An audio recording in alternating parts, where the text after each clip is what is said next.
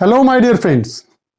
Welcome back to the lecture series of Judicial Examination. I am Dr. Wasim I Khan, Assistant Professor, Shri Shivaji Law College, Parbhani, Maharashtra, India. So today's point of discussion will be Section 46 to Section 49 of Criminal Procedure Code 1973, which deals with the topic of arrest, and in Section 46 the provision relating to arrest how made is there, what exactly the procedure to arrest any male person and to arrest any female person we will discuss, as well as we will discuss that if the police officer wants to search any premises for the purpose of effecting the arrest, what will be the process to search that particular premises. So likewise we will discuss all the provision relating to section 46 to 49 under this particular lecture, as well as we will discuss the question asked by the examiner on this topic and the probable question which may be asked by the examiner. तो आज का हमारा point of discussion है section 46 to section 49 criminal procedure code का, जिसमें arrest के provision बताए हुए हैं। इस पर पूछे गए क्वेश्चन भी हम डिस्कस करने वाले हैं और ऐसे क्वेश्चन जो एग्जामिनर इस पर पूछ सकता है वो भी हम आज के लेक्चर में डिस्कस करेंगे। So without wasting your much time, let's start the topic.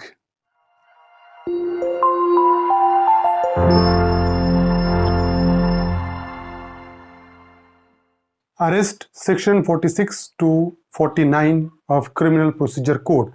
So section 46 deals with arrest how made.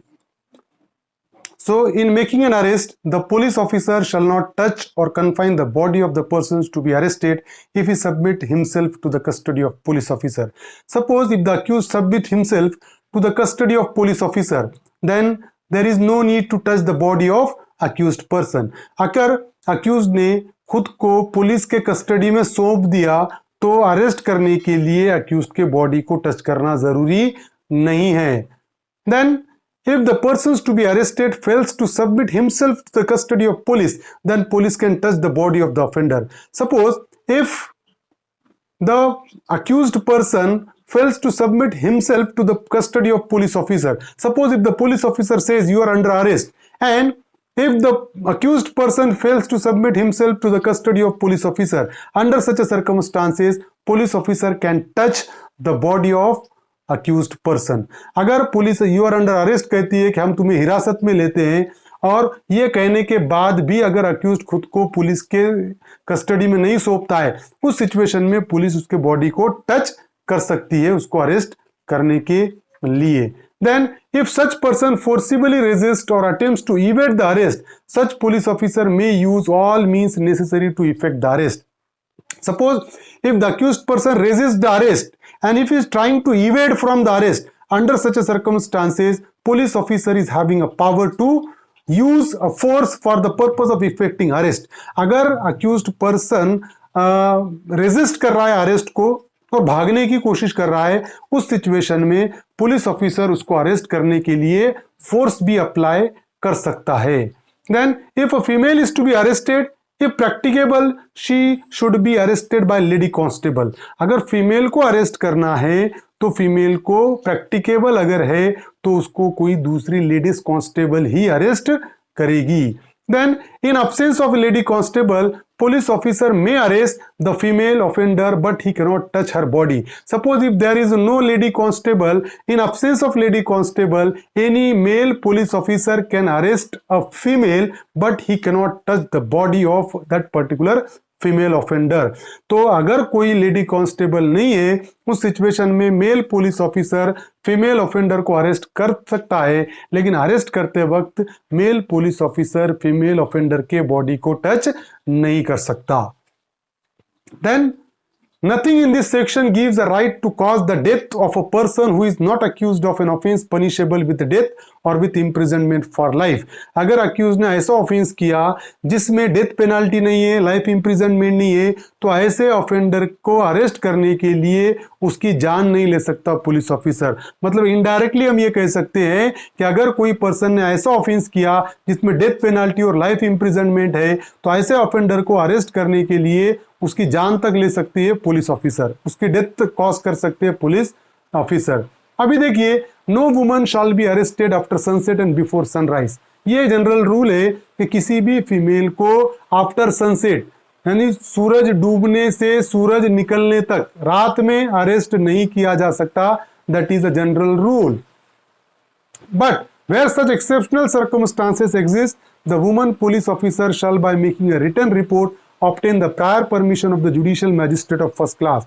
लेकिन अगर एक्सेप्शनल सर्कमस्टांसेस है और फीमेल को अरेस्ट करना जरूरी है तो कोई lady constable woman police officer क्या करेगी, जुडिशियल मैजिस्ट्रेट फर्स्ट क्लास को एक एप्लीकेशन लिखेगी, उसमें उसको कन्विंस करेगी कि why the arrest is necessary, और जुडिशियल मैजिस्ट्रेट फर्स्ट क्लास अगर परमिशन देता है तो उसके परमिशन के बाद after sunset and before sunrise भी अरेस्ट कर सकते हैं वुमन को।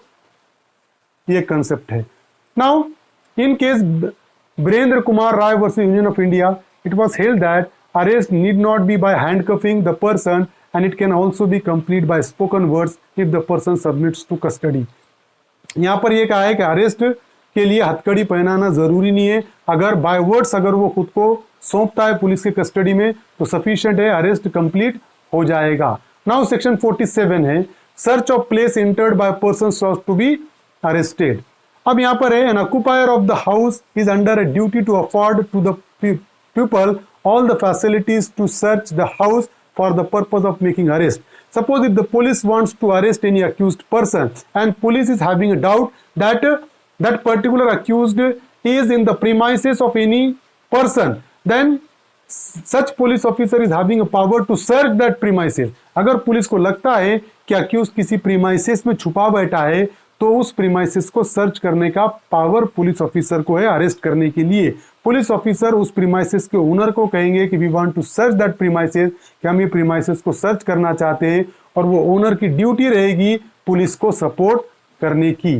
अब यहां पर एक देखा जाए कि if the facilities are denied, अगर वो ऑक्युपायर फैसिलिटी को डिनाई करता है, वो सर्च करने नहीं दे रहा है, police can apply force for the purpose of getting entry and liberating themselves.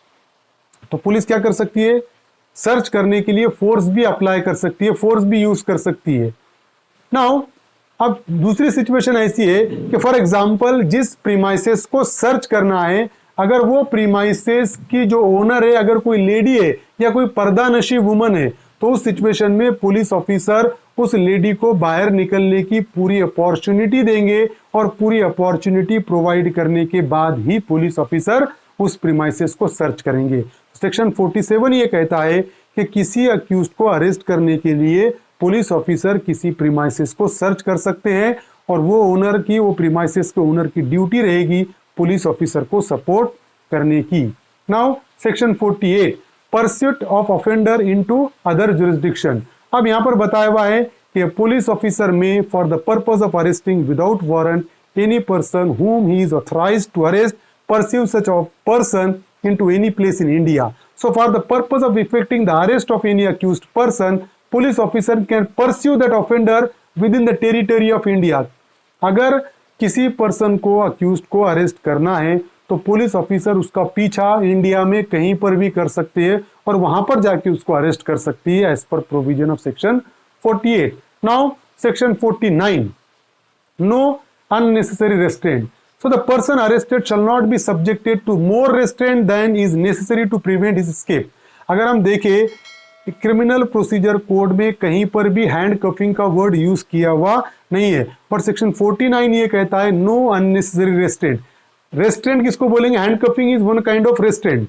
तो अननेसेसरी रेस्ट्रेंट किसी अक्यूज्ड को नहीं लगाना चाहिए, मतलब अगर उसके भागने का खतरा है तो हथकड़ी पहना सकते हैं, अदरवाइज हथकड़ी पहनाना जरूरी नहीं है। So no unnecessary restaurant is a concept, मतलब बांध बूंद के रखना किसी अक्यूज्ड को सेक्शन 49 इससे मना करता है। हथकड़ी पहनाना, अगर अक्यूज्ड के भागने के चांसेस नहीं है तो ऐसे अक्यूज्ड को हथकड़ी भी नहीं पहनाई जा सकती।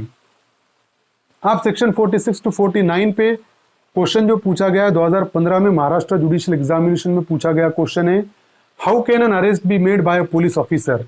Bye handcuffing the person to be arrested, by touching the body or giving oral intimation of arrest in the case of a woman, by confining the person to be arrested, by all of the above method। अगर हम देखें तो ये चारों method से arrest हो सकती है ना। अरेस्ट में be possible by oral intimation, body को टच भी कर सकते हैं, और अगर भाग रहा है तो हैंडकफिंग भी कर सकते हैं। तो यहाँ पर only D, by all the above methods only D is a correct option, मतलब सब मेथड से अरेस्ट किया जा सकता है। प्रोबेबल क्वेश्चन है, which of the following statement is correct? No woman can be arrested between sunset and sunrise, woman can be arrested by lady constable only और in her absence, woman can be arrested between sunset and sunrise after seeking permission by magistrate। तो यहाँ पर अगर हम देखें तो subsection 1 section 46A का ये कहता है speaks about woman should be arrested by lady constable. एक दूसरा ये कहता है कि जनरल रूल ये है कि वुमन को अरेस्ट करना है, woman can be arrested between sunset and sunrise. And third one is that woman can be arrested between sunset and sunrise after seeking permission bye magistrate. तो अगर हम देखें तो ये तीनों स्टेटमेंट करेक्ट है, all of the above is a correct answer. So this is section 46 to 49. I hope you understand this topic. If you understand this topic, please subscribe my channel, hit the notification button, hit the like button and share this video with your friends. Thank you very much.